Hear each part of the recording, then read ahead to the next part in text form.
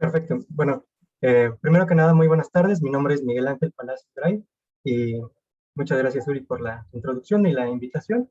Ya más adelante les platicaré qué onda con esto de Inores, ¿no? Pero bueno, el día de hoy me toca hablarles acerca de disrupción de los ciclos biológicos en la metainflamación, lo cual suena así como con mucho caché, ¿no? Pero vamos a ver que en realidad es algo de lo cual todos de alguna u otra manera habíamos escuchado, aunque tal vez no en forma. Y bueno, como ya dijo Uri, soy de la Superior de Medicina y el día de hoy también vengo por parte de Alianza Médica, aquí para lo del tercer premio internacional al médico estudiantil. Y bueno, sin más preámbulos, vamos a comenzar preguntándonos por qué deberíamos hablar de la disrupción de los ciclos biológicos en la metainflamación. Y resulta que esto tiene mucho que ver con procesos evolutivos. De hecho, más adelante vamos a citar la teoría de la evolución de Lynn Margulis, del fenómeno endosimbiótico. Y bueno, retomando lo que dice la diapositiva, se sabe que una amplia gama de especies, desde cianobacterias hasta humanos, desarrollaron relojes biológicos endógenos que permiten anticipar las variaciones de luz y temperatura. Entonces, pues, lo que pensaríamos que nos compete únicamente son los humanos, ¿no? Porque esos somos nosotros. Sin embargo, ya vamos a ir viendo más adelante que en realidad, pues también esta parte de las bacterias y las cianobacterias toman muchísima importancia en nuestro organismo. Ya, y hay otras especies, tales como las flores, y de hecho, creo que esto es algo que todos nos hemos percatado si sus mamás tienen flores o sus abuelitas tienen flores, que hay algunas especies en particular que, pues no sé, por ejemplo, los girasoles que van rotando conforme se mueve el sol, o algunas plantitas que en la mañana están cerradas y se van abriendo a lo largo del día, y eso, lo crean o no, tiene que ver precisamente con este desarrollo de relojes endógenos. Eh, También podemos pensar en los colibríes, una especie muy bonita, que aparte de muy bonita es muy inteligente. ¿Por qué? Porque resulta que estos también desarrollaron sus propios relojes biológicos para ir a la plantita, supongamos esta, en el punto exacto del día en el cual va a estar abierta. Es así que no es una coincidencia que los colibríes lleguen a nuestras casas en cierto punto del día y pues ya cuando la flor está abierta, pues porque es en el momento en el que se pueden alimentar. Por otra parte, también están estos roedores, no les digo ardillas porque en realidad son chimpunks y chimpunk no es una ardilla, o sea, la traducción sí es ardilla, pero son animales diferentes. El punto es que estos roedores también tienen la capacidad de, dependiendo de la hora del día, saben cuándo salir, pues porque no salen indistintamente, ya que existen depredadores que pues obviamente buscan comérselas. Entonces, el proceso evolutivo ha implicado que estas chimpunks o roedores, de nuevo no les digo ardillas porque no son ardillas, sepan en qué momento del día salir. Y también tenemos, por ejemplo, a las mariposas, a las aves, y pongo el ejemplo de las mariposas monarcas, pues porque no sé si haya alguien aquí de Michoacán que, pues ya saben, están estos fenómenos en los cuales las aves, las mariposas migran dependiendo de la estación del año en la cual nos encontremos. Y esto nos permite comenzar a visualizar que todo esto de los ciclos biológicos va más allá de situaciones de un día, ¿no? Pues porque las estaciones duran muchísimo más que un día. Y es por ello, por lo que se vuelve tan importante o interesante hablar de toda esta onda de los ciclos biológicos, ¿vale? Tenemos que hacer un recuento histórico, esto creo que siempre es válido, ya saben, honor a quien honor merece, y aparte el conocer nuestra historia de alguna manera nos permite ver de dónde venimos y hacia dónde nos dirigimos. Es así que, vean, hace ya casi 300 años se hablaba de los primeros esbozos de la cronobiología. O sea, los sabios de ese tiempo se percataban de que había cosas que seguían tenían cierta cronicidad. Para el siglo XVIII, Carl Line construyó un reloj floral, es decir, este individuo se percató de que las flores podían encontrarse cerradas o abiertas dependiendo del momento del día. Y esto va más allá, porque no solo es de, ay, es que bonito, está cerrada, está abierta, no, también tenía que ver con ciertas toxinas. Y como en muchas otras cosas, esto no se limita al ámbito médico, ya que, por ejemplo, está este individuo, Jean-Jacques Doctu de Morgon, que fue un astrónomo que también comenzó a darse cuenta de todo este rollo, ¿no? Y bueno, eventualmente esto fue evolucionando, ¿no? Si se dan cuenta, a partir del último siglo, del siglo XX, son como los, son las, el mayor número de fechas que coloqué en la línea. Por ejemplo, está Erwin Bunning, que desde aquí ya se sabía que había una base genética de esta generación. Franz Halbert acuñó el término circadiano, que viene del latín circa y diem, alrededor de un día. Entonces, pues ya desde aquí nos vamos imaginando más o menos qué periodo de tiempo siguen los ritmos circadianos, ¿no? Pero vamos a ver que no son los únicos. Y aquí, Mitsui y sus compañeros se dieron cuenta de que también las bacterias generaban estos ritmos endógenos, pero ritmos endógenos en bacterias, en humanos, lo de los genes se retomó, lo de las cianobacterias, y esto de las cianobacterias, de nuevo, ténganlo muy en consideración, porque más adelante lo vamos a retomar cuando hablemos de cuestiones de genoma. Y sin olvidar a Ready Ready, que nos hablan de las interdependencias de las redes metabólicas celulares. Es decir, precisamente como nos comentaba Uri hace ratito, esto no es algo tan aislado, en realidad eh, es algo que deberemos ver con un panorama más amplio, porque el verlo con un panorama más amplio nos va a permitir entenderlo de una mejor manera, y aparte es un aprendizaje más significativo que si lo vemos así como por puntitos, ¿no? Y bueno, hace no mucho tiempo, 5 años aproximadamente, hubo algunos científicos que ganaron el premio Nobel relacionados a los ciclos biológicos. Entonces, digo, no cualquiera gana un premio Nobel, ¿no? Entonces, de nuevo, esto nos dice que pudiera ser importante todo este rollo, ¿no? Y vamos a ver por qué lo es. Tenemos que saber que dentro de estos ciclos biológicos, también los podemos conocer como relojes biológicos, están los infradianos, los circadianos y los ultradianos. Todo esto en relación a el tiempo que duren, siendo los infradianos menores a 24 horas, los circadianos aproximadamente de 24 horas y los ultradianos mayores a 24 horas. Y esto, de nuevo, si lo aterrizamos a los humanos, pues podemos pensar en los circadianos, el más conocido de todos es el ciclo de vigilia-sueño o de luz-oscuridad, eh, que básicamente es dependiendo de la hora del día, deberíamos estar más activos o deberíamos estar descansando, ¿no? Pero pues en un día ocurren más cosas. Por ejemplo, antes de que ocurra este transcurso de 24 horas, a mí me da hambre. Y es, por ejemplo, un ritmo infradiano que se me ocurrió en este momento, ¿no? El, y hay muchos, muchos otros. Y dentro de los ultradianos, a lo mejor el más común en el que podríamos pensar, hablando de los humanos, es precisamente este ciclo menstrual de las mujeres, ¿no? Que es aproximadamente de 28 días, aproximadamente, no exactamente de 28 días, ¿no? Pero, de nuevo, como todo va más allá de un simple ser humano, al hablar de los ritmos ultradianos, tenemos que saber que también están los circalunales, los circanuales, y bueno, esto, o sea, quienes ya hayan tenido la oportunidad, o quienes sean de medicina y hayan tenido la oportunidad de rotar, por ejemplo, en la topo, se van a dar cuenta que algo tiene que ver con la luna llena, que siempre, siempre, siempre es un relajo esos días, ¿no?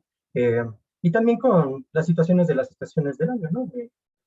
Pero eso es algo que iremos viendo más adelante. Así que tenemos que tomar en consideración o tenemos que saber cuáles son las propiedades que deben cumplir para hacer un ritmo circadiano. La primera de ellas es que continúa en condiciones constantes, como luz constante u oscuridad constante. Y hay como ciertas características que tienen los ritmos circadianos. Por ejemplo, está el period, que básicamente es el tiempo que dura el ritmo. Normalmente, si lo atenuamos, si lo estamos pensando en ritmos circadianos, pues va a ser como de 24 horas, ¿no? También están otras como la amplitud y la fase, pero en este momento lo que más me interesa es esta parte del period, ¿no? Que básicamente es el tiempo que dura. Porque resulta que tiene que ver con los Zeitgeber del francés o Time Giver de inglés. No estoy seguro de que haya una traducción en español, pero si tuviera que darla sería algo así como el sincronizador. ¿Por qué?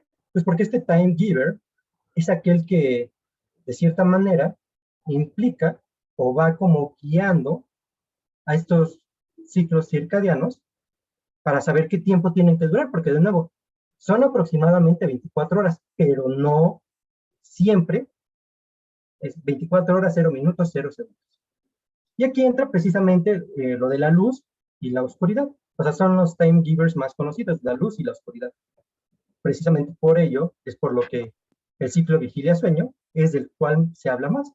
Pero vean, aquí está el Zeitgeber y el ritmo, y si bien son bastante parecidos, en realidad son pocos los puntos en los cuales se empalman. Es decir, si bien este ritmo necesita del time giver para poder cumplir el tiempo o su period, eh, no son, o sea, no son así, o sea, solamente actúan de manera paralela.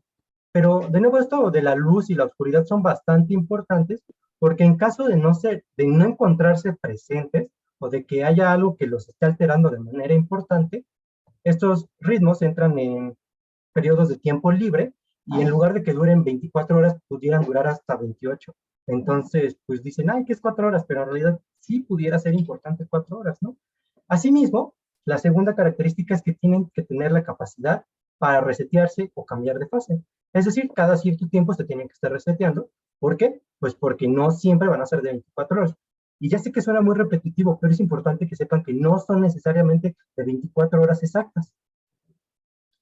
Por otra parte, tienen que estar sincronizados con el entorno local.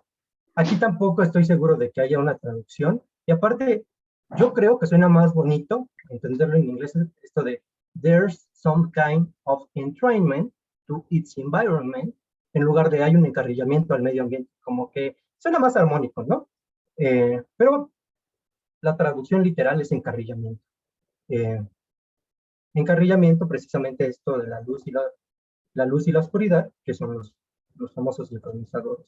Y aquí entran otras cuestiones como la regla de Askov, que en realidad son como 3 reglas, ¿no? Pero por motivos de tiempo voy a intentar no detenerme mucho en esto, porque esto es más como teórico, ¿no? Sin embargo, sí es importante, ya que después si quieren consultar el artículo, me pareció muy interesante, porque precisamente su nombre es Introducción a la Cronobiología, ¿no? Y nos habla de estas 3 condiciones, más una cuarta y una quinta, que es la compensación de temperatura, y que estos ciclos son más innatos que aprendidos, no es algo así como que, o sea, si bien nuestras mamás nos dicen, te tienes que dormir a tal hora cuando somos chiquitos, pero te tienes que levantar, esto en realidad es algo más innato, ¿no? Es algo que tu propio cuerpo te dice, ya empezó a oscurecer, ¿no? De hecho, muchas personas con esto del cambio de horario dicen, me da sueño más temprano, ¿no? Yo veo que ya está oscuro y ya me quiero dormir. O aquellos que les gusta levantarse tarde, que les molesta cuando está este cambio de horario, porque la luz, eh, sí, la salida del sol es más temprano y esto pudiera incomodarles, ¿no? Y dentro de esta compensación de temperatura, en realidad no es que la temperatura tenga que cambiar, sino que independientemente de las condiciones externas, no debería cambiarse mucho este periodo, ¿no? Es decir, aunque hiciera mucho calor o mucho frío, este periodo, que de nuevo es el tiempo que dura el ciclo, no tendría por qué alterarse eh, si este se trata de un ritmo circadiano. Y si no es un ritmo circadiano, pues pertenece a esta parte de los sincronizadores o los time givers, ¿no? Y es así que comenzamos a hablar del ciclo vigilia-sueño, porque pareciera curioso, en realidad todo esto surge de que yo estaba pensando en cuál iba a ser la siguiente asesoría que le iba a dar a mis alumnitos, y es de bioquímica, ¿no? Y precisamente dentro de esto de los aminoácidos esenciales y los procesos de hidroxilación y descarboxilación, entra esta parte del triptofano, la serotonina, pues porque la serotonina proviene del triptofano, que ya saben, está la descarboxilación, la hidroxilación, se convierte en 5-hidroxitriptamina, pero pues todos la conocemos como serotonina, ¿no? Y aquí tenemos que hacer como muchas pausas en la serotonina, porque nosotros desde que entramos a medicina, o incluso aunque no seamos de medicina, decimos, la serotonina tiene que ver con la felicidad o con la depresión, ¿no? Algo así. Es algo que yo ni sabía que era la serotonina, pero ya sabía que tenía que ver con felicidad o con depresión. Eh, y aparte, resulta que si bien es un neurotransmisor, esta serotonina es producida principalmente en el intestino delgado, pero no es producida precisamente por células del sistema enteroendocrino o del sistema PUT, sino más bien por la microbiota. Y desde aquí comenzamos a retomar como esta importancia de la microbiota y del microbioma, que no es lo mismo, pues porque ya estamos hablando de ciclos biológicos y de cómo una de las partes fundamentales de estos ciclos biológicos está producida por la microbiota. Eventualmente, durante el transcurso del día, aumenta la producción o la transcripción de N-acetiltransferasa y se convierte en N-acetilserotonina, y eventualmente, conforme va cayendo la noche, llegamos a la melatonina. Y si prestan atención a esta parte del ciclo circadiano de un adolescente típico, nos habla precisamente de cómo va ocurriendo este proceso de ciclo vigilia-sueño a lo largo del día. Es así que esto nos permite entender que los adolescentes no es que sean flojos, solo es que como parte, aparte, ¿no? Como parte de sus ciclos biológicos, ellos tienden a despertarse completamente más tarde de lo que hicieron adulto, porque no es lo mismo esto en un adolescente que en un adulto, ¿no? Ya después vamos a ver que tampoco es lo mismo con individuos que trabajan en la noche, con personal de la salud. Eh, entonces, dependiendo de la hora del día y de estas cuestiones de moléculas y hormonas y ciclo vigilia-sueño, pues nos encontramos más activos, ¿no? Siendo así que, por ejemplo, la temperatura es más alta entre las 10 y las 7 de la tarde, nuestro punto de atención máxima es como a mediodía, porque es mediodía, no tendremos por qué estar dormidos a mediodía.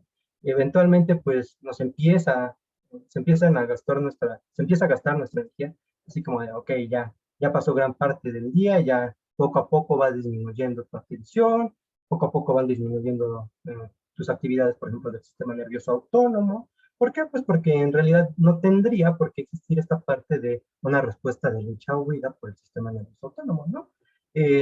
Es así que conforme cae la noche, aumenta la melatonina. Y la melatonina es esta que se conoce como hormona del sueño. Y de nuevo aquí hacemos otro paréntesis. ¿Por qué? Por algún motivo, toda la gente, ¿sabes más? Si le preguntan a su, a su primo que viaja mucho, ya sabe qué es el jet lag. O sea, hoy en día todos saben qué es el jet lag, que está relacionado precisamente con estos, este proceso en el cual tú viajas de un uso horario a otro diferente y tarda cierto tiempo en acostumbrarte, ¿no? Pero vamos a tocar eso más adelante. Solo son como varias cosillas que quiero ir introduciendo para que en el momento en el cual comencemos a hablar de ellas más a fondo, ya no sea como desde cero, ¿no? Que ya como un antes, ¿no? Y bueno, retomando esta parte de que en realidad todo esto surge de una asesoría que estaba pensando darles a mis alumnitos, pues se vuelve importante toda esta parte de la bioquímica, ¿no? Que si bien pudiera no ser imprescindible para nosotros como médicos sabernos las fórmulas químicas, pues es como bonito analizarlo de repente y decir, ah, pues es que en realidad sí se parecen, ¿no? Nada más aquí ya no tiene estos dos acá, y van habiendo como ciertos cambios chiquitos, pero son cambios chiquitos que en realidad en la práctica clínica, o más allá de la práctica clínica, en nuestro día a día sí tienen importancia, ¿vale? Y bueno, también tenemos que saber cómo se representan las divisiones de un reloj circadiano, ¿no? Pues porque ya saben, como siempre a los médicos o a los científicos les gusta como dividir las cosas para poder estudiarlas así y ya después armar el rompecabezas. Les reitero, la luz, la temperatura son los principales sincronizadores de los relojes biológicos del ciclo vigilia-sueño, principalmente, que es del que más se habla, y forman precisamente estas vías de entrada que llegan a un oscilador central. Este oscilador central también se conoce como marcapasos. Y de seguro aquí alguien ya se está imaginando quién es ese oscilador central o el marcapasos. Eventualmente este marcapasos, después de recibir las aferencias, produce eferencias para generar las actividades del control del reloj, ¿no? Y esto es como la parte más sencilla, o sea, podemos pensar en la retroalimentación y la transcripción rítmica, porque ya vimos que todo esto tiene que ver con genes, pero que no es exclusivo de los genes, que hay, aparte están los osciladores de enclavamiento y hay compuertas. En realidad esto pudiera hacerse como más complejo, ¿no? Pero, pues, tomando en consideración que, de nuevo, se van a dar cuenta que gran parte de la presentación está basada en este de introducción a la cronología. Lo que nos interesa es, hay vías de entrada, está el marcapasos, el oscilador central, hay vías de salida que permiten realizar las actividades de control del reloj.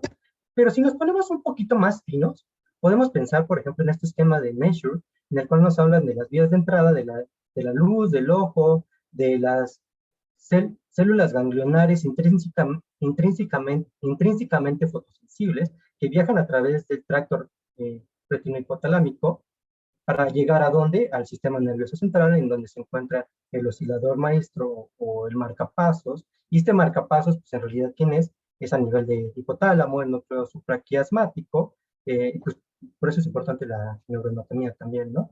Entonces ya le vamos dando nombres, ¿no?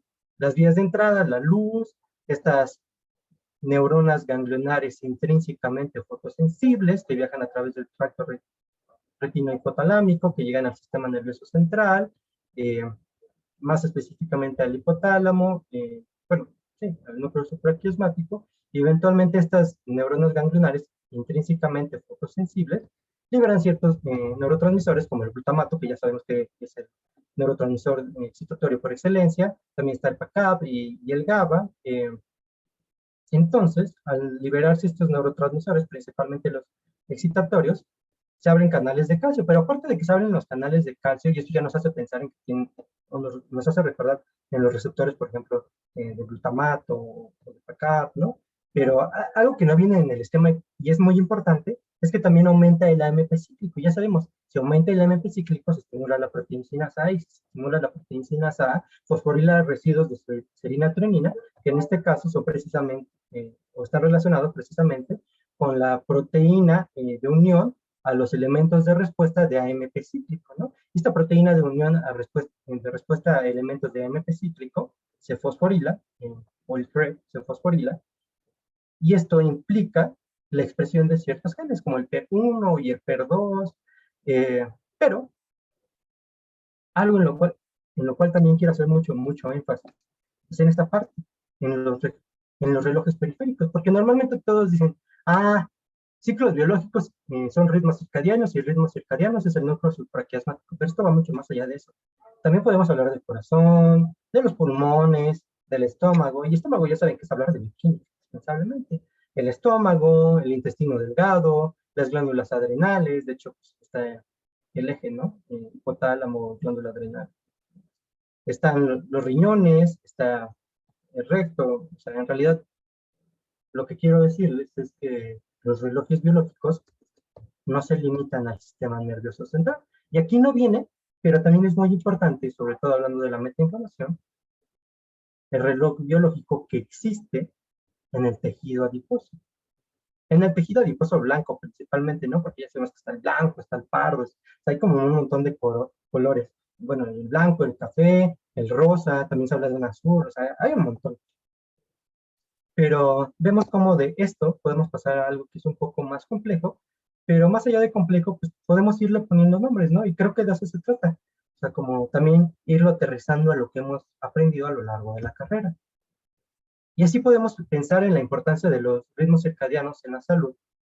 Hago otra pequeña pausa para agradecerle a la doctora Escobar, quien muy amablemente me hizo el favor de compartirme este esquema. Como pueden ver, dice en prensa, y esto fue precisamente porque la doctora Escobar con su grupo de trabajo, son investigadoras de la UNAM, se dedican a la investigación en cronomedicina, y realizaron un libro de farmacología que aún no se publica. Y como aún no se publica, pues por eso aparece en prensa, ¿no? Pero bueno, de nuevo, muy amablemente me compartió este esquema que personalmente creo que es una joya, porque podemos ver cómo también se habla del máximo de la respuesta inflamatoria e inmune, que aquí pues, el doctor Delgado es experto en todo este tema, y esto también se vuelve interesante porque, por ejemplo, tomando en consideración el entorno en el cual nos encontramos hoy en día todavía, pues se han hecho estudios en los cuales incluso se analiza en qué momento del día es mejor administrar una vacuna contra COVID. ¿Por qué? Pues porque todo esto de la respuesta inmunológica también sigue ciertos ritmos. Entonces, pues por eso pudiera ser importante, ¿no? A las 4:30 de la tarde es nuestro máximo punto de coordinación y rendimiento muscular. Y esto pues también tiene que ver con aquellas personas que hacen ejercicio. Es uno de los motivos por los cuales se recomienda que si vas a hacer ejercicio intentes hacerlo como una rutina, ¿no? Y no me refiero como tu rutina de gimnasio, sino a que a tal hora te vas al gimnasio, y esto aparte de generar pues este hábito, tiene que ver con los ritmos biológicos. Entonces, cada vez esto pareciera más importante, ¿no? Eh, y aparte, hay cuestiones como los laboratorios, porque precisamente en esta liberación de hormonas que les pongo acá, participan los ritmos circadianos. Es así que no puedes mandar, no sé, una cuantificación de cortisol a las 6 de la tarde, porque a lo mejor ya ni va a estar abierto el laboratorio, pero en segunda porque pudiera no ser lo más adecuado, tomando en consideración esto, ¿no? Que siguen un ciclo en el cual pues no puedes mandarlo de manera indiscriminada. De hecho, también más adelante cito un artículo de la importancia de los ritmos circadianos en la interpretación de los laboratorios, ¿no? Porque deberíamos conocerlos para también estar más conscientes de esta parte en la cual, en qué momento del día vamos a mandar nuestros estudios para que sean más fidedignos, ¿no?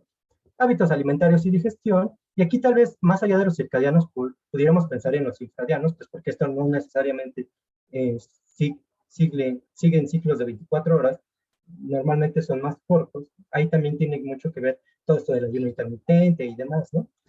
La temperatura corporal, que durante la madrugada alcanza su punto más bajo, entre las 10 y las 7 de la tarde está en su punto más alto, la presión arterial, que también se vuelve importante porque ya saben, eso de la hipertensión arterial en nuestro país ya es terrible, es un problema de salud muy importante, y todos conocemos a alguien que tiene hipertensión arterial sistémica, ¿no? Y lo que les comentaba hace ratito, los más estudiados son los de vigilia-sueño, en los cuales se vuelve importante esta parte de la melatonina, ¿no?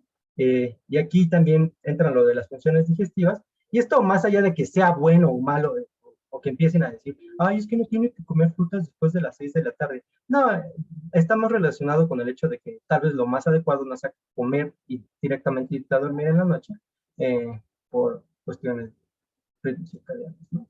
Eh, y así hay como muchas más cosas de las cuales podemos hablar, como el sueño profundo, y este sueño profundo después vamos a ver que también se vuelve importante en la disrupción de los ciclos biológicos, en la obesidad, en el síndrome metabólico y muchas otras cuestiones, ¿no? Es así que me gustó mucho este término porque no solo pensamos en una homeostasis, sino en una verdadera cronostasis, que está relacionada precisamente con esta cuestión del tiempo, ¿no? Y aparte existen ciertos determinantes del sueño, hay muchísimos, ¿no? Personalmente me gustó este esquema porque creo que estaba como muy bonito, en el cual encontramos precisamente este eje hipotálamo pituitaria glándula adrenal, en la cual las RH, los glucocorticoides, cortisol, hormonas contrarreguladoras que forman parte del sistema nervioso autónomo. El sistema nervioso autónomo tiene que ver con el hecho de que tenemos que estar despiertos, ¿no? Por una respuesta de lucha o vida. Con los ritmos circadianos, que tiene que ver con los genes reloj, que hay un montón, el PER1, el PER2, los genes como tal se llaman genes reloj. Eh, la edad, el sexo, la ocupación, en dónde vivas, porque ya vimos que todo esto también tiene que ver con los ritmos circanuales, las estaciones del año, lo de los ritmos circalunares, la luna llena, eh, la ingesta de comida, el hambre que sientas, la saciedad, y aquí pues entran en juego todas las hormonas orexigénicas, que son las que nos dan hambre, las anorexigénicas, que son las que inhiben el hambre o estimulan la saciedad, si quieren verlo así, eh, la pérdida del sueño, que tiene mucho que ver con el péptido intestinal vasoactivo, eh, y muchas otras hormonas, ¿no? Citocinas, adenosina, y aquí dentro de la adenosina, pues tiene que ver, por ejemplo, lo de tomar café, ¿no? Y los receptores de adenosina, muchas cuestiones que son muy interesantes.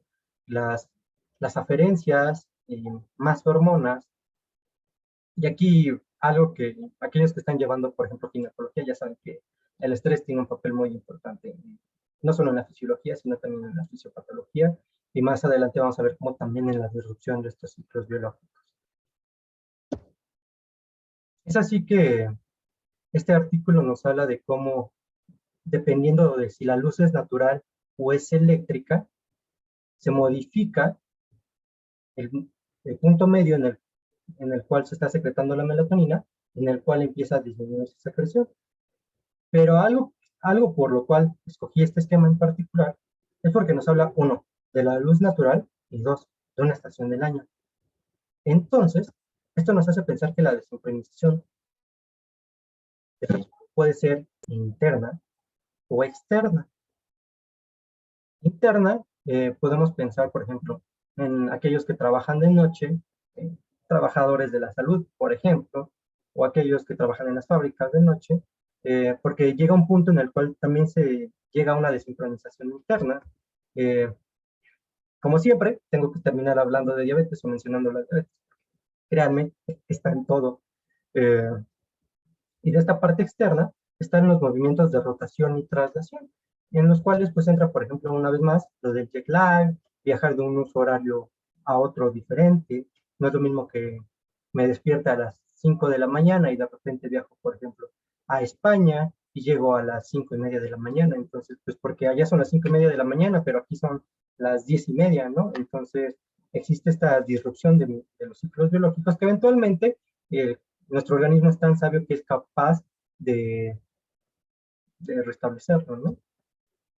Y precisamente esto de los viajes, pero retomando esta parte de los movimientos de rotación y traslación, y este artículo también se vuelve importante la estación del año en la cual nos encontremos, ¿no? No es lo mismo el punto máximo de secreción de melatonina en el invierno que en el verano, y esto, si lo trasladamos a otras especies, pues pudiera ser más lógico o más visible con aquellas especies que invernan, ¿no? Pues porque todo esto tiene su razón de ser y está relacionado con todo esto de lo cual estamos hablando, en el cual estos relojes biológicos implican que se modifiquen, ¿no? Y se vuelve, sobre todo hoy en día, cada vez más con las nuevas generaciones, ¿no? Suena como muy viejito diciendo las nuevas generaciones, pero es cierto, cada vez estamos más acostumbrados, y digo estamos porque de alguna manera yo también he caído en ese vicio, en el cual dices, ah, ya me voy a dormir, ¿no? Y te quedas así como en el celular, ¿no? Con tu luz azul todo el día, eh, toda la noche. Es así como, pudiera no ser lo más adecuado, porque esta luz azul sí implica que el momento del día en el cual empieza a disminuir la melatonina sea más tarde. Y eso, pues, ¿con qué tiene que ver? Con que tardas más en despertar, ¿no? Por eso las personas que se desvelan tienen como tanto conflicto con levantarse temprano, pues porque tal vez se están levantando, pero en realidad la secreción de melatonina no ha disminuido totalmente, y esto implica que no pueden despertar totalmente, ¿no? Eh, y de nuevo, esto cambia dependiendo del punto de nuestra vida en el cual nos encontremos, pues porque pudieran decir, ay, sí, es que estudio medicina, tengo que desvelarme toda la vida, ¿no? Lo cual, no estoy totalmente de acuerdo con eso, pero independientemente de la situación de si les gusta desvelarse o no, se van a dar cuenta que conforme va pasando el tiempo, se vuelve más real esta frase de, ay, no, es que a esta edad ya no estamos para esos trotes, ¿no? Y que es más común que, por ejemplo, nuestros abuelitos se despierten más temprano que nosotros, ¿no? ¿Por qué? Pues porque los mismos ciclos biológicos van reclamando su papel en nuestra vida. Eh, y aquí retomando lo que les comentaba hace ratito de la microbiota, que es el principal productor de serotonina en nuestro organismo, lo cual pues es algo que comentaba el doctor Mario en su momento, le sorprendió mucho a aquellos que se dedican a las neurociencias, porque decían, ¿por qué la serotonina, un neurotransmisor tan importante a nivel del sistema nervioso central, se encuentra presente en el intestino? Y pues hoy en día sabemos que se debe al diálogo intestino, cerebro, microbioma, y existen influenciadores dentro de todo esto, ¿no? Y esto nos lleva una vez más a todo esto que estamos platicando de los ritmos circadianos, que pueden ser centrales, pueden ser intestinales, pero dentro de estos intestinales se encuentran los de la microbiota, pues porque la microbiota son bacterias principalmente, no únicamente, también siguen sus propios ciclos biológicos. Y desde aquí tenemos que saber que disrupción de los ciclos biológicos tiene que ver con el síndrome metabólico. Síndrome metabólico, pues ya sabemos que es el principal motivo de mortalidad a nivel mundial, ¿no? Directa o indirectamente, porque hay quienes van a decir, ay, sí, pero el cáncer no entra ahí, ya saben, dentro de las principales tres causas de mortalidad a nivel mundial en realidad, pero sobre todo en nuestro país, eh, todo eso también tiene mucha relación con ello. Y es así que hay una plática, hay un diálogo, como nos lo dice el artículo, entre nuestro cerebro, nuestro sistema nervioso central y la microbiota. Pero no solo la microbiota y sus propios ritmos circadianos, sino también los metabolitos microbianos, ¿no? Que de hecho es algo que tiene que ver mucho con lo de los probióticos, los prebióticos, los simbióticos, los metabióticos, que pudiera ser motivo de otra plática, y de hecho es algo en lo cual están trabajando mucho en Japón, el doctor Mario con el Instituto de Medicina de Japón. Y de nuevo, en realidad nos podemos dar cuenta de que hablar de ciclos biológicos no se limita a ritmos circadianos, mucho menos al ciclo de vigilia-sueño, y mucho, todavía menos, solamente al humano. Porque es curioso que pensemos así, cuando en realidad en nuestro propio organismo existen más microorganismos que células propias. Y eso es algo que pueden consultar en Mandel, en PubMed o cualquier libro de infectología, y, y, y es algo que se sabe. Cada vez se vuelve más importante esto, porque si retomamos lo de las bacterias, hablando de la microbiota, tenemos que pensar precisamente en la teoría de la evolución de Lynn Margulis, en la cual se habla precisamente de este fenómeno endosimbiótico, lo cual fue un hito evolutivo. ¿Por qué? ¿Qué nos dice la teoría del fenómeno endosimbiótico de Lynn Margulis? Que pues hace mucho tiempo en el caldo primitivo existían bacterias anaerobias, pero este caldo primitivo comenzaba a hacerse rico en oxígeno, y estas bacterias anaerobias, las bacterias anaerobias y el oxígeno, ¿saben? No son los mejores amigos, pero comenzaban a existir estas cianobacterias, que también ya vimos, o ya se descubrió hace mucho, mucho tiempo, que tienen sus propios ciclos biológicos. Estas cianobacterias generaron un fenómeno de endosimbiosis con las bacterias anaerobias, pasando así de una célula procariota a una eminentemente eucariota. Y es que esto es algo que ha pasado tanto tiempo que se habla de un proceso de coevolución en el cual pues esta cianobacteria coevolucionó con las células o con el organismo, y hoy en día es lo que forma nuestra microbiota. En realidad nuestra microbiota proviene de eso, ¿no? De una bacteria. Y sabemos que existe el genoma mitocondrial. Y si tomamos en consideración que la mitocondria era una bacteria, también tiene sentido que exista el genoma microbiano. Pero hay una trinidad del genoma humano, el genoma mitocondrial y el genoma microbiano, que están en constante comunicación. ¿Para qué? Pues para mantener precisamente esta homeostasis o cronostasis. Y esto se vuelve cada vez más interesante cuando, por ejemplo, prestamos más atención a este esquemita de por aquí, que nos habla de dentro de todo el genoma humano, existen genes circadianos, genes asociados a blancos farmacológicos, genes asociados a enfermedad, pero existe un cúmulo de ellos que entra dentro de las tres categorías. Son genes que participan en los ritmos circadianos, en los blancos farmacológicos y también en la enfermedad. Y todo esto nos permite entender que no solo existe una cronobiología, sino también una cronomedicina, que suena como así con mucho caché, pero, o algo novedoso. Sin embargo, vamos a ver más adelante que es un término no tan nuevo, pero muy interesante. Si me lo permiten. Es así que si pensamos que dentro de esta microbiota no nos limitamos a las bacterias, sino también al virus, protistas, honguitos u organismos del reino fungi, del reino arcae, pensamos en que en realidad no somos entidades autónomas, somos holobiontes. ¿Y por qué holobiontes y no simbiontes? Pues precisamente por este fenómeno coevolutivo que ha ocurrido a partir de eh, esta obtención de una célula eucariota, ¿no? Eh, esto lo escuché ayer en la plática del Instituto Nacional de Salud Pública.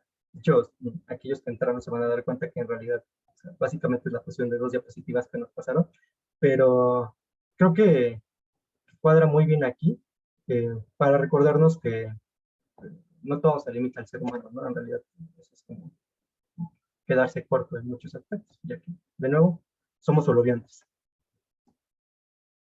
Y dentro de todo este impacto de la microbiota en la salud, tenemos que pensar en ok, sí, ya sabemos que la microbiota es importante, ¿no? Pero ¿acaso es lo mismo toda la microbiota? Y la respuesta es que no. Sabemos que existen las bacterias healthy o saludables y las bacterias harmful o mm, que pudieran ser peligrosas, ¿no? O dañinas, potencialmente dañinas, tal vez sería la mejor traducción. Y no es lo mismo la microbiota de un individuo delgado que de un individuo obeso, ¿no? Esto es algo que se ha trabajado en muchos lugares, pero hoy en día está muy en boga en Japón, con todo esto de los productos metabiogénicos, porque se sabe que una microbiota intestinal con menos diversidad conduce a la obesidad. Es decir, mientras menos diversa sea tu microbiota, más propenso a la obesidad vas a tener. Sabemos que esto es algo multifactorial y poligénico, ¿no? Pero la microbiota tiene un papel muy, muy importante. Y aquí entra algo que no les he dicho, que creo que es muy, muy interesante, que dentro de este proceso de somos holobiontes y del fenómeno coevolutivo, podemos pensar en una mala jugada evolutiva. Y vean qué tan mala es esta jugada que la industria ha sabido aprovecharse de ella. Pues resulta que cuando nosotros consumimos jarabe de maíz de alta fructosa, la microbiota produce serotonina. Y esta serotonina produce o aumenta este hedonismo, o en otras palabras, nos produce cierta felicidad. Entonces, se crean frases o eslogans, perdón, se crean eslogans como ¿a qué no puedes comer solo una?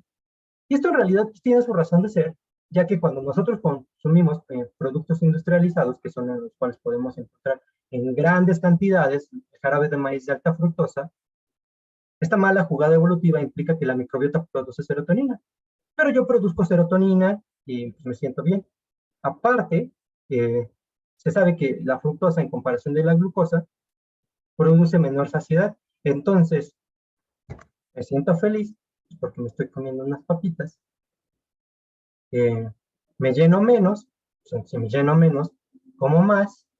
Aparte, el jarabe de maíz de alta fructosa es un aditivo muy, muy, muy, muy barato. Se están ahorrando dinero y pues es aditivo, ¿no? Entonces son 5 puntos que conoce la industria a través de los cuales pues juega a su favor, ¿no? Pues porque es un negocio. Eh, es así que podemos visualizar un poco más el impacto de la microbiota en la salud, ¿no? Recordando que, una vez más, en los individuos obesos predominan los firmicutes, que son las bacterias harmful o potencialmente dañinas, mientras que en un individuo sano, no necesariamente, podemos aquí omitirlo de delgado y dejarlo como sano, ya sabemos que no siempre el hecho de que alguien sea delgado implica que esté sano, pero en un individuo sano predominan los bacteroidetes, que son las bacterias saludables, ¿no? Y todo esto tiene que ver con la microbiota intestinal. Pero ya vimos que la microbiota intestinal también tiene que ver con los ciclos biológicos. Entonces, retomando, la microbiota implica procesos tiene sus propios ritmos biológicos, sus ciclos biológicos, que repercuten en los del humano, ya que somos un holobionte. Entonces, esto cada vez vamos armando este rompecabezas en el cual cada cosa tiene su lugar, sin embargo, son parte de algo más grande, ¿no? Y bueno, hablando de los ciclos biológicos, la microbiota y la obesidad, ya para aterrizarlo todo, para ir cerrando esto, tenemos que están los procesos normales y los procesos anormales, que hay una relación entre la disbiosis y la pérdida de sueño. Hay una relación mutua, ¿no? Y esto, o sea, ignorando los hechos científicos, o no viéndonos como tan finos en este aspecto, pudiéramos pensar en que saliéndome un poco del tema, el otro día platicando con los asesorías, les decía, es que la cuestión está en que te desvelas y en algún punto te desvelas y te da hambre. Ah, pero no te da hambre de ir a picarte frutita o tu jícama, te da hambre de ir a ver qué galletas hay en la cena o de un pan con Nutella. Y esto pues en realidad tiene que ver con fenómenos de disbiosis, los propios ciclos biológicos de las bacterias que pues, quieren su alimento, ¿no? Y normalmente a todas las bacterias harmful les gusta esta parte del jarabe de maíz de alta fructosa. Y pues esto también implica una disrupción de los ciclos biológicos en el humano, más específicamente en la pérdida de sueño. Y si vemos aquí estos esquemitas, ya sé que esta diapositiva se ve como muy cargada, pero voy a hacerles zoom para poder irla desglosando. En los procesos normales hablamos de un estado de salud, en los cuales existe de manera importante una constancia en la cual tú te estás alimentando y existe un ciclo de alimentación y de ayuno. De nuevo, ahí también entra lo de los ayunos intermitentes, pero no es motivo de la plática de hoy. En procesos normales tenemos más firmicutes que bacteroidetes. Aquí también se habla de la ferrocromicrobia, pero son más importantes los firmicutes y los bacteroidetes, son de los que más se hablan.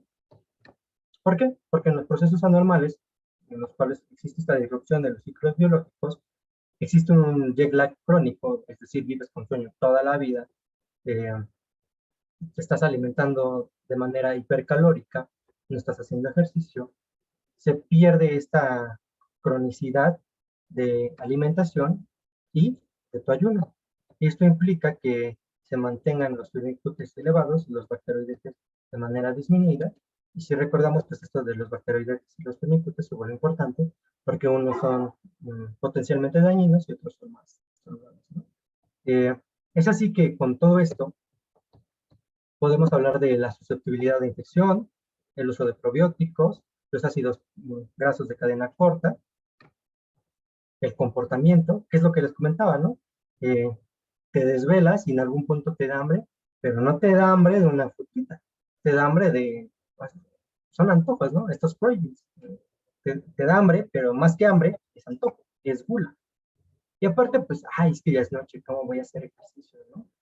Y pues si te estás alimentando de manera hipercalórica con productos industrializados y no estás haciendo ejercicio, esto evidentemente, tus estilos de vida repercuten no solo en tu microbiota. Hoy en día ya está, y retomando lo del genoma, más allá del genoma está el epigenoma, ¿no? La epigenética. Y todos estos estilos de vida que nosotros tomamos repercuten epigenéticamente en nosotros, metilando o acetilando ciertos genes que, pues, a final de cuentas, propician algunas enfermedades o algunos estados de salud o de resistencia, ¿no? Esto también tiene mucho, mucho que ver con el sistema inmune o con la regulación del sistema inmune, porque más adelante vamos a ver cómo esta obesidad forma parte del síndrome metabólico y en realidad las personas con inmunodeficiencia en nuestro país de mayor cantidad no son las personas que tienen VIH, que tienen SIDA, sino más bien son las personas que tienen obesidad o que tienen diabetes. Nótese que estoy diciendo las personas que tienen obesidad o diabetes, no las personas obesas ni las personas diabéticas, ¿no? Porque eso pudiera sonar peyorativo y tampoco es lo más adecuado. Entonces, retomando, la inmunodeficiencia en nuestro país no está tan asociado a procesos infecciosos, sino más bien a procesos crónico-metabólicos en los cuales, como siempre, se lo reitero, tengo que terminar hablando de diabetes, ¿no? Y del síndrome metabólico. Y pues esto tiene que ver con la activación del eje hipotálamo pituitaria adrenal, en lo cual pues aumentan las hormonas contrarreguladoras, las catecolaminas, los glucocorticoides. Dentro de estos glucocorticoides sabemos que pues, básicamente estamos hablando del cortisol, que es una hormona diabetogénica. Hay una degranulación hay degranulación de células inmunológicas. Se habla mucho de este intestino permeable. Este intestino permeable está muy, muy, muy relacionado con toda esta cuestión de síndrome metabólico, enfermedad hígado graso no alcohólico y demás, ¿no? Y pues esto implica que al haber mayor permeabilidad de la barrera intestinal, existe translocación bacterial y, y muchas otras cuestiones hormonales del sistema nervioso autónomo, del simpático, del parasimpático, de la disbiosis, de los ciclos biológicos, de la inmunología, de la endocrinología y demás, ¿no? Y si recuerdan, pues el título de la plática es Disrupción de los ciclos biológicos en la metainflamación. Pero hasta el momento no hemos hablado de la metainflamación, solo de los ciclos biológicos. ¿Y eso por qué? Pues porque en realidad la metainflamación es un concepto como muy nuevo, pero en realidad es la inflamación sistémica de bajo grado, ¿no? Y esta inflamación sistémica de bajo grado tiene que ver con la obesidad y el síndrome metabólico, una vez más. Por eso lo pongo aquí de fondo. De manera muy simplista, la obesidad tiene que ver con la hipertrofia del tejido adiposo. Hoy en día también sabemos que existe hiperplasia del tejido adiposo, que los adipocitos con los que naces no son los adipocitos con los que te mantienes toda tu vida, porque el tejido adiposo también genera hiperplasia, ¿no? Y esto no lo digo yo, por ejemplo, en el último artículo que sacó el New England acerca del tejido adiposo, que mencionan esta parte. Esta hipertrofia del tejido adiposo implica un aumento de los ácidos grasos libres, de las LDLs pequeñas, densas y oxidadas, que son aquellas que van, se atoran en la íntima, y como ya están ahí atoradas en la íntima, atraen a los macrófagos, a los fibroblastos. Estos macrófagos hacen células espumosas y participan activamente en el proceso de aterosclerosis, bueno, aterogénesis, y los tan conocidos productos de glicación avanzada, productos finales de glicación avanzada. ¿Por qué? Pues porque dentro de esta obesidad también tiene que ver mucho la resistencia a la insulina. Y si hay resistencia a la insulina, vamos a ver que esto básicamente disminuye la sensibilidad a la insulina. ¿Y qué es que disminuye la sensibilidad a la insulina? Que disminuye su respuesta biológica. ¿Y de qué se encarga la insulina? Principalmente de interiorizar la glucosa a las células a través de la translocación del glucógeno, ¿no?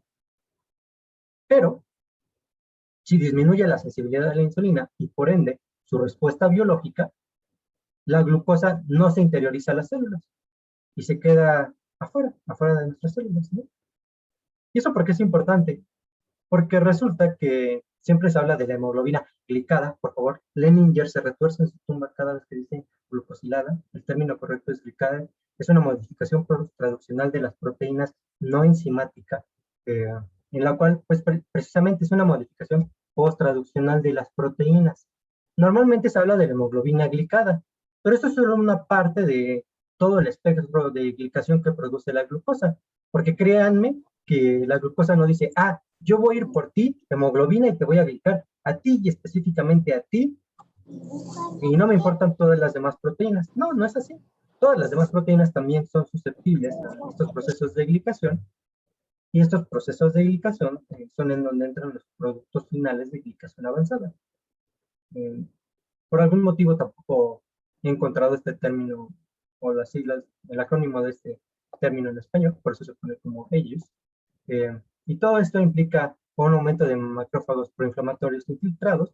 Pues ya saben, tiene que ver con el perfil que pueden adquirir los macrófagos, predominantemente en este caso M1, con el aumento de citocinas proinflamatorias como la interleucina 1 beta, la interleucina 6, que ya saben que esta aumenta los reactantes de fase aguda, la interleucina 18, que esta tiene que ver con el interferón gamma, el factor de necrosis tumoral alfa, que es una citocina pleiotrópica con un montón de efectos proinflamatorios, disminuye la interleucina 10, aumenta la apoptosis vía caspasa 1, aparte de los procesos de apoptosis, eventualmente se habla de procesos de necroptosis, piroptosis y demás, de una inflamación adipositaria que termina generando esta inflamación sistémica de bajo grado.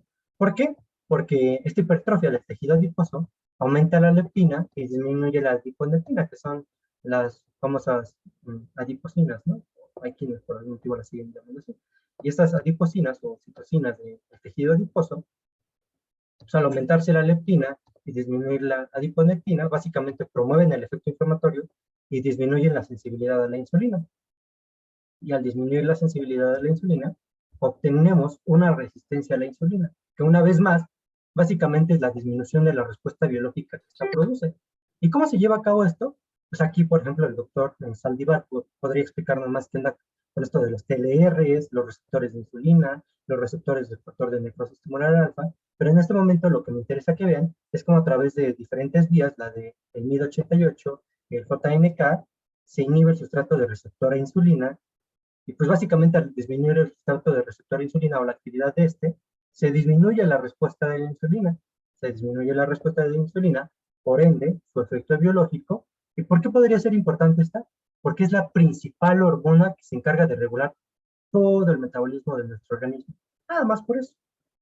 Y aparte, pues esto nos hace pensar en que existe un inmunometabolismo, ¿no? Y hay como cuestiones más finas que exceden la plática de hoy, que particularmente creo que son muy interesantes.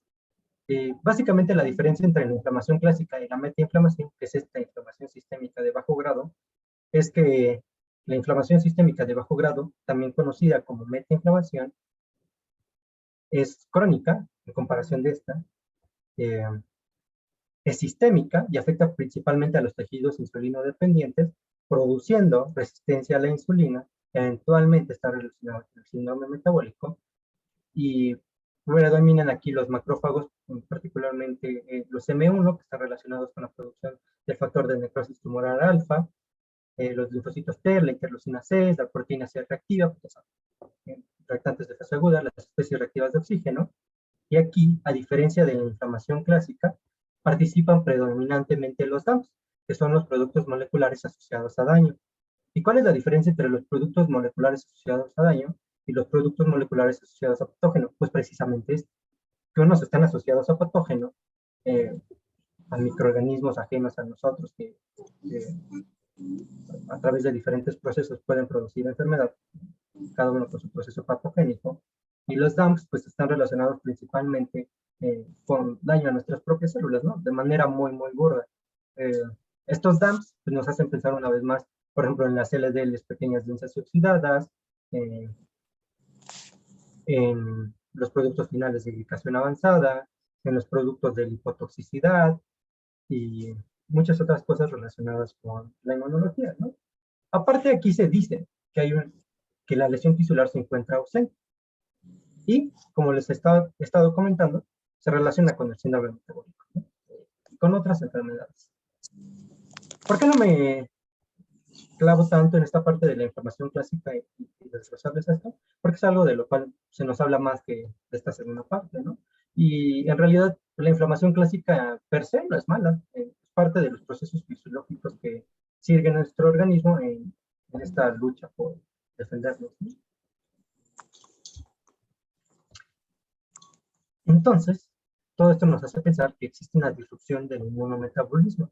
Obviamente no me voy a detener a explicarles todo este esquema, pero vean cómo cada citosina actúa con ciertos CDs o con algunos receptores, y esto implica situaciones proinflamatorias o antiinflamatorias, ¿no? En lo cual, pues, dentro de lo proinflamatorio pues, también entran las hormonas contrarreguladoras, la insulina, y en las antiinflamatorias, pues estamos más del lado de la insulina que de las hormonas contrarreguladoras, ¿no? Entonces, el único motivo por el cual decidí poner este esquema es para, no sé, que les entre la espinita, así como a mí me entró la espinita con todos estos temas, y como ponerse a investigar un poquito más al respecto, ¿no? Porque dan mucho que estudiar y mucho que investigar, ¿no? Aquellos que se dedican ya como tal a la investigación. Y es precisamente esta diapositiva en la cual hablamos de la metainflamación, que básicamente es la inflamación dirigida metabólicamente, que es un término, pues creo yo, actual. En 2017 este individuo fue el primero en hablar de la metainflamación. Y hablando de esta metainflamación, está relacionada precisamente con esta disfunción inmunometabólica, con este estrés generado por el exceso de nutrientes, esa glucotoxicidad, lipotoxicidad, y dentro de este grupo de enfermedades inmunometabólicas, obesidad, diabetes, enfermedad cardiovascular, cáncer, neurodegeneración y asma. Ignorando el asma y la neurodegeneración, estamos hablando de las principales causas de muerte y mortalidad a nivel mundial. Por eso es importante todo esto, ¿no? Porque ya vimos que, uno, se relaciona con el metabolismo. Dos, se relaciona con la microbiota. Tres, se relaciona con los ciclos biológicos. Y dentro de toda esta metainflamación, se afecta, por ejemplo, el hígado, el tejido adiposo, el páncreas y el cerebro, que son órganos muy, muy, muy, muy, muy relacionados con la insulina, ¿no? ¿Quién más relacionado con la insulina que el páncreas? Y aquí empieza a haber apoptosis, con necroptosis de las células beta y proliferación de las células alfa, lo cual es importante si recordamos que las células beta producen insulina, que es la principal hormona reguladora del metabolismo y del anabolismo, es la principal hormona anabólica, está disminuyendo mientras que aumentan las células alfa, las cuales producen glucagón, y esta es una hormona contrarreguladora que es el principal antagonista fisiológico de la insulina, y que dentro de estas hormonas contrarreguladoras pues tienen esta capacidad o esta característica de ser obesogénicas, ¿no? También esto afecta a nivel del sistema nervioso central. eh, por ejemplo, o se piensa, se ha hecho como mucha investigación al respecto de cómo esta metainflamación, esta resistencia a la insulina, pudiera estar relacionada con el Alzheimer al punto de considerarse o tenerse la hipótesis de que pudiera tratarse de una diabetes tipo 3. Por una parte, la diabetes mellitus tipo 2, que es la más común, ¿no? Eh, Cuestiones del tejido adiposo y del hígado, que también, hablando del metabolismo, es un órgano sumamente importante. Y todo esto también nos permite entender que obesidad va más allá del tejido adiposo, ¿no? O sea, sí es muy importante, sobre todo el tejido adiposo visceral. Sin embargo, es solamente un componente en todo este espectro de, bueno, todo este grupo de órganos que están relacionados con el inmunometabolismo. Y esto eventualmente, pues, produce envejecimiento y muerte prematura, ¿no? Y aparte del envejecimiento, existe el término eh, inflammation, que básicamente es la combinación de inflammation y aging, inflamación y envejecimiento, que pues implica que hay muertes más prematuras, ¿no? Y sí, sí, de algo nos hemos de morir, pero no es lo mismo morir con una pierna amputada sin ver que morir de la manera más digna en nuestros términos posible, ¿no? Pero más allá de la medicina, recientemente, ahora que fue el Día Mundial de la Salud, la revista de Patología nos hablaba de cómo, aquí hablando del hígado graso no alcohólico, que también se relaciona con todo esto que estamos platicando, ya aquí entra la obesidad, tiene impactos importantes a nivel social, a nivel económico, a nivel del cuidado de la salud, de la disrupción de la agricultura, de la contaminación. ¿Y por qué es importante esto? Pues porque, de nuevo, o sea, no se limita a la medicina, también tiene que ver con la crisis climática que estamos viviendo por la emisión de gases, aumenta el cuidado, la utilización del cuidado de la salud. Y pues a esto le sumamos la susceptibilidad que pudiéramos tener genéticamente, ¿no? La cuestión de malnutrición. ¿Por qué? Pues porque hay pobreza en el mundo. O sea, la riqueza del mundo económica se sitúa en una población, en un porcentaje muy, muy, muy, muy disminuido de nuestro país y de nuestro mundo. Y pues esto también tiene que ver con el uso de alimentos refinados, productos industrializados, jarabes de maíz de alta fructosa, eh, son alimentos más inseguros, que tienen que ver una vez con factores socioeconómicos, con efectos mentales adversos. Eh, no lo puse en la presentación, pero si se analiza, se han hecho estudios en los cuales se analiza el cerebro de una persona con obesidad y una persona adicta a la cocaína, y son en realidad bastante similares en cuestión de que pues, tienen cierto tipo de adicción, ¿no? No es algo única y exclusivamente que sea cuestión de voluntad, ¿no? Entonces, pues vamos a cosas que van mucho, mucho más allá de la medicina. Eh, es así que, tomando en consideración las principales causas de muerte, de mortalidad a nivel mundial, enfermedades de corazón, diabetes, tumores malignos, aquí no pongo COVID, si bien en los años anteriores fue muy, muy importante. En general, la pandemia del siglo XXI es el síndrome metabólico o la obesidad. De hecho, o sea, hay muchos, muchos artículos que hablan de la obesidad como la pandemia del siglo XXI, pero esto eventualmente está relacionado con todo esto de aquí, y esto es multifactorial y poligénico, ¿no? Porque pues tiene que ver la microbiota intestinal, tiene que ver también la disrupción de los ciclos biológicos, la actividad física o la ausencia de la misma, factores endocrinos, muchas hormonas, un ambiente obesogénico relacionado con el sedentarismo, que está muy, muy, muy presente en nuestro país. La edad, porque la edad también cumple un papel importante. Ya saben, no es lo mismo los mecanismos de osmorregulación que existen en un individuo de 21 años, como soy yo, que en un individuo de 85 años, ¿no? Por poner un ejemplo.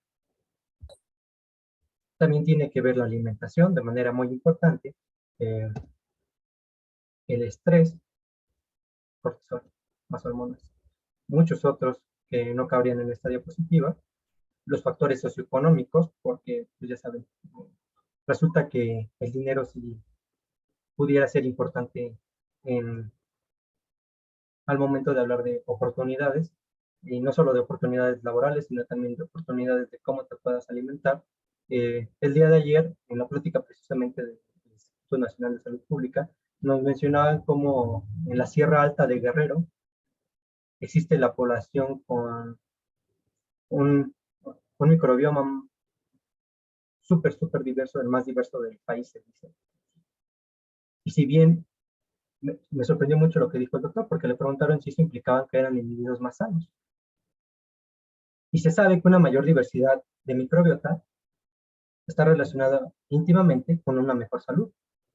Pero al ser individuos de la Sierra Alta de Guerrero y encontrarse en situación de pobreza extrema, y está de más decir que eh, allá ni la coca llega, y eso es mucho decir, porque la coca llega a todos lados. Al haber pobreza extrema e inaccesibilidad a los servicios de salud, pues en realidad estos son factores muy, muy importantes, también hablando de todo este proceso de salud de enfermedad, ¿no?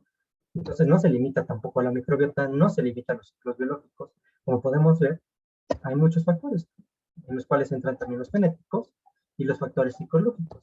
Todo esto nos permite entender que hablar de las principales causas de mortalidad a nivel mundial tiene que ver con procesos psiconeuroendocrino-inmunológicos y poligénicos. O sea, créanme, eh, esto también retomando lo último que platicaba con mis alumnitos de asesorías, eh, y aquí la única imagen que se ve, que situaciones como la obesidad no son meramente falta de voluntad, o sea, va más allá, ¿no? De no querer bajar de peso. Entran muchos, muchos factores, como podemos ver. Pero entonces, ¿qué podemos hacer, no? Porque todo esto fui invitado a las sesiones clínicos científicas y hablamos un poquito de esta parte científica, pero pues tenemos que pensar en qué podemos hacer. Parte clínica, ¿no? ¿De qué me sirve saberlo si no puedo aplicar? Es así que el Instituto Tomás Pascual Sanz nos habla de la cronobiología y la nutrición, en lo cual pues, se nos recomienda seguir los patrones de alimentación, ¿no? O sea, intentar desayunar siempre a la misma hora, si hacen ejercicio, intentar que sea a la misma hora. Eh, ¿Por qué? Pues porque esto actúa también dentro de estos time givers o sincronizadores que practicábamos, que permiten una mayor armonía de los ciclos biológicos y de la dichosa cronostasis, ¿no?